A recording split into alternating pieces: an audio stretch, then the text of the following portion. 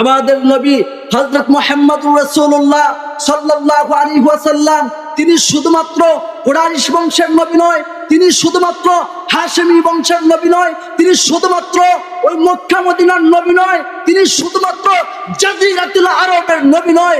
আল্লাহ সুবহানাহু ওয়া তাআলা কোরআনে কারিমে ইরশাদ করেছেন, ওয়ামা আরসালনাকা ইল্লা রাহমাতাল লিল আলামিন। সাত আসমানের জন্য, সাত জমিনের জন্য, সমস্ত মাখলুকাতের জন্য রব যেমন আল্লাহ রাব্বুল আলামিন সাত আসমানের জন্য, সাত জমিনের জন্য, সমস্ত মাখলুকাতের জন্য নবী রাহমাতুল লিল আলামিন।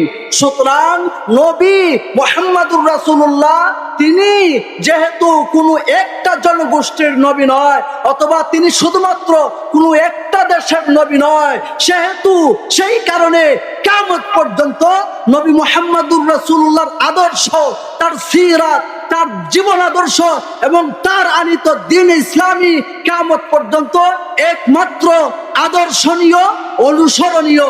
সেহেতু সেই কারণে কিয়ামত পর্যন্ত নতুন কোন নবী আসার কোনো প্রয়োজন নাই।